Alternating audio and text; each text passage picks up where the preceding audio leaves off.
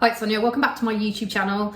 Today I just want to do a quick-ish video on the subject of how to come up with your own drawing challenges projects, because I feel like that's the sort of next stage on where maybe you've been coming back to drawing, joining in with a lot of challenges or drawing projects, but actually, I don't know, you're in a bit of a slump, or you're not feeling, as it were, as engaged in doing other people's drawing projects.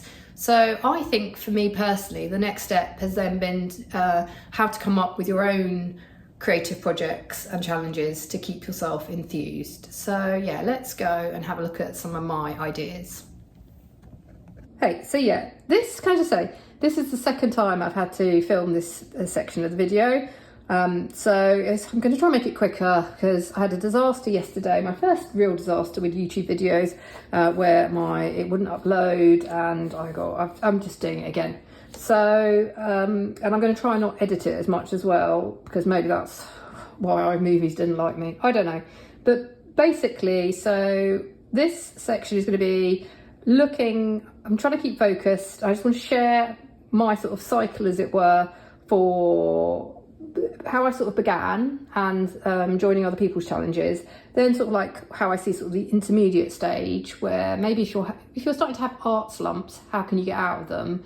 And I feel this is maybe by embracing your own creativity and coming up with your own projects and challenges. And then even how will that even get you to being like, what could you call these sort of things? Maybe if you do want to become like a sort of a serious stroke or even a professional artist. But it's almost like a cycle, because I do feel that just because I'm not doing the beginning, what I sort of see as joining in challenges now, doesn't mean I won't again. But I was reflecting actually, because I've got a couple more old sketchbooks, but this one I haven't made a tour of yet. This is a very old sketchbook, and it's from 2015. And I was just thinking about back then how I used to do, and I was thinking about this because you always see all these challenges advertised, don't you, on Instagram and YouTube and things. And I do think they are really, I'm really appreciative for people putting the time and effort in to come up with challenges. And I think they're great when you are getting back into art, because, you join a community, you've got a project that's already set up for you. Each day, kind of what you're going to be doing. So one of the, some of the projects I've joined in with have been like the 100-day project. I've never done Inktober, to be honest with you, but I know that's a famous one, Goosevember. And I put this one to the sketchbook school because I saw they're doing some challenges at the moment. Also, for anybody who doesn't want to have to come up with their own challenges, or is not interested in making their own projects, then there's a podcast called Kicking the Creatives. They're two British ladies, and they, I think, also, I believe, look for art challenges, and may have a group of something on the internet that you can check out. And they list, I believe, there's lots of art challenges always ongoing, if that's the sort of thing where you want to, find a community or find an organised art challenge. But what happened for me is, once I got back into art, and I've talked about this a lot, in a daily practice, and I made it a daily habit, I did actually then notice that I was sort of like quitting these other people's challenges more. And again, I've recently thought about this. Where is my 100 head? I think I've been thinking about this again, because I just wanted to share a more recent, the one sort of using someone else's challenge that I have done recently probably is the 100 heads challenge that I actually only recently kind of completed. And the problem is, it took me a long time to complete it. And I didn't feel and this is the thing, is this sketchbook actually, even though I've put a lot of time and effort into it, I feel not so connected to this in some ways. And I'm even thinking about going back and covering over pages, redoing this sketchbook, and then I've got this new idea for a project where I could loosely cover it with gesso, and then maybe sketch over the top like photos from my family, or I don't know, just more personalise it so it feels like my project. But I noticed that I was starting to quit a lot of these projects, and also I started to struggle with other people's prompts.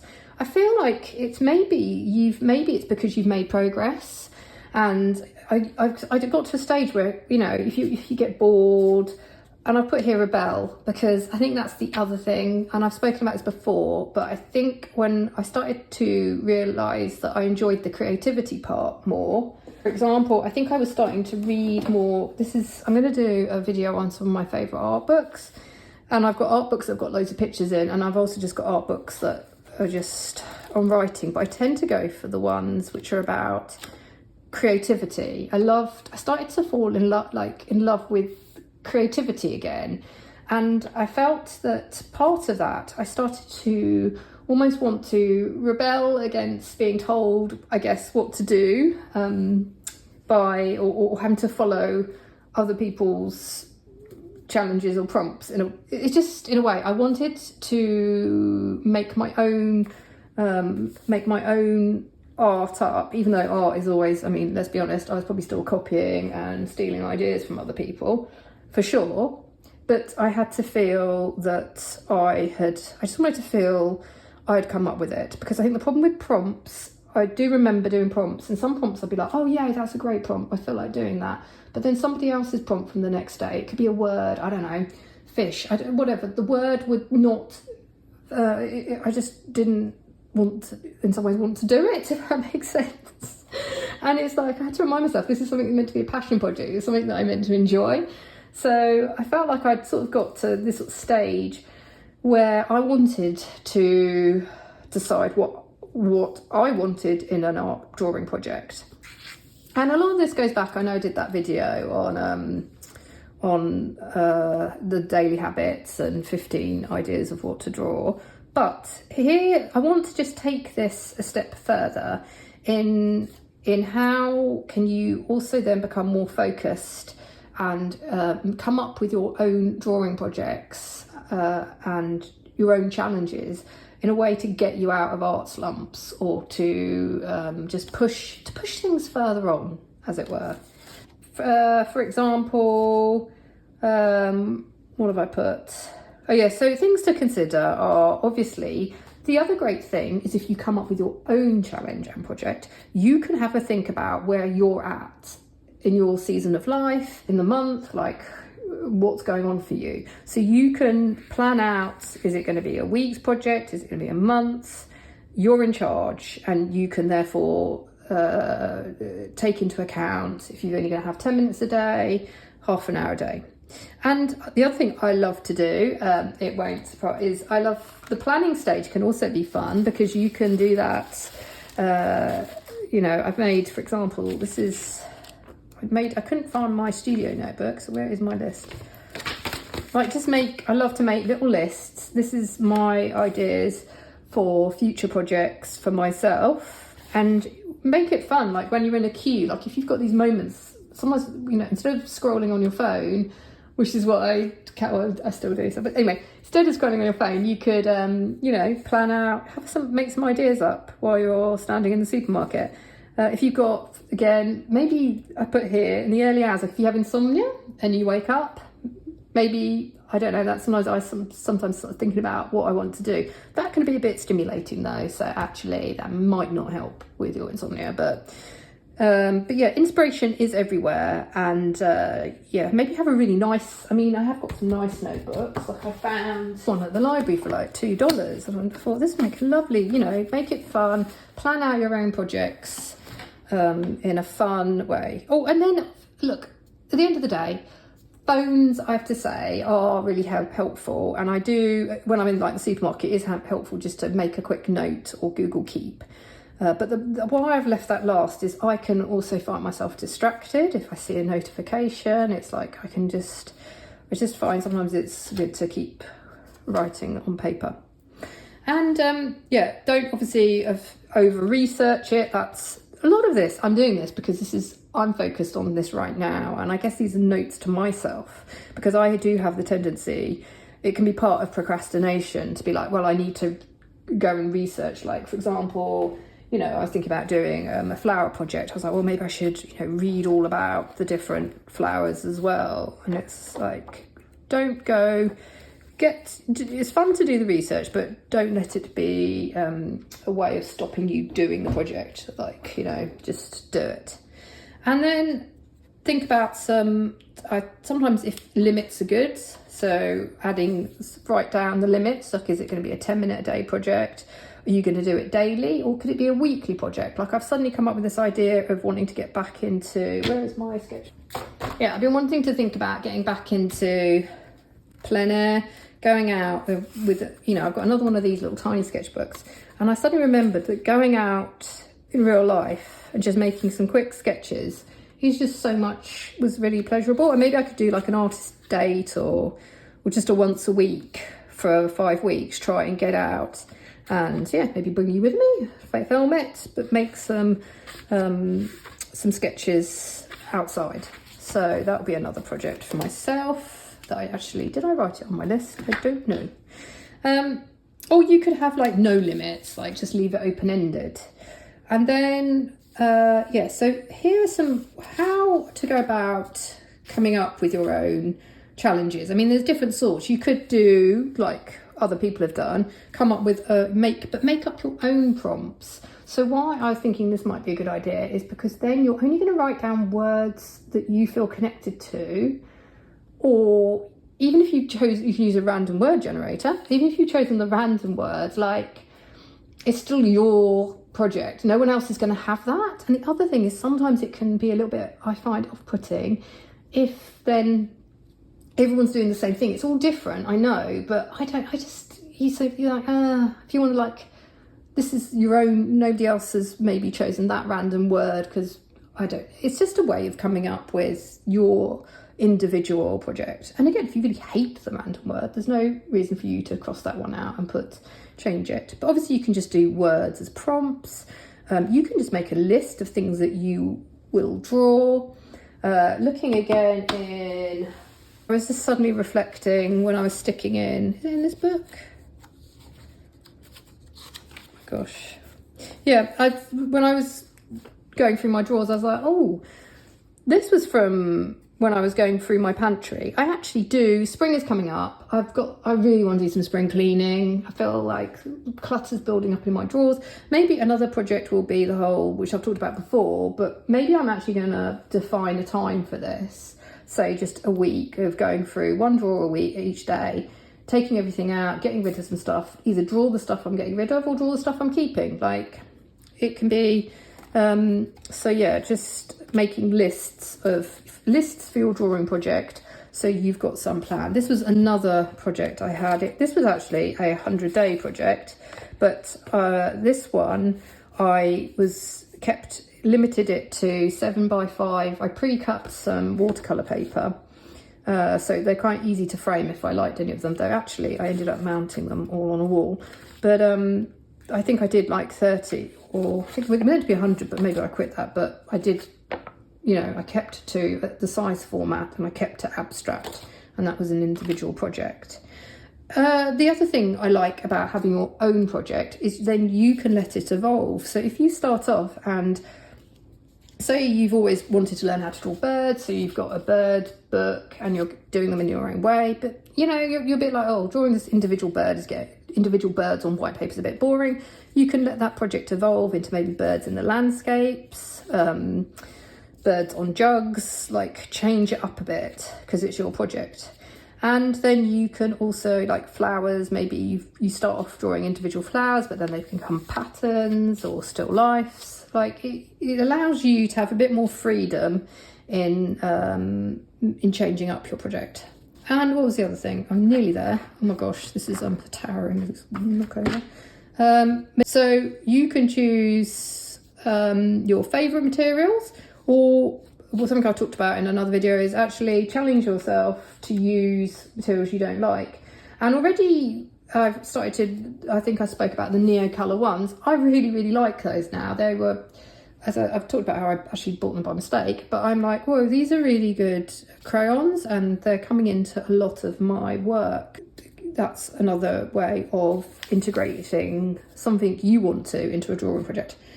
And then I put for myself as well, like it's according to the season you're in and where you're at. You can be ambitious with your project, like make it really a big project, or perhaps you're going to be really gentle on yourself and it's going to be something very low-key that, you know, can fit into where you're at in life. And here I put, this is something because we talk about habits a lot. So can there be like a positive habit that coincides with your project? So if you're, for example, what could you link as sort of a link in to sort of get your new habit going, like a positive habit with the drawing habit? Like, are you going to cut out TV, and then where you normally watch TV, that becomes drawing time? I've put for myself, like, if I don't scroll, because I'm pretty good really, but I do sometimes fall back on mindless scrolling. So instead of like scrolling, how long would I give myself for scrolling? Give myself that time in a sketchbook. So make it a reward.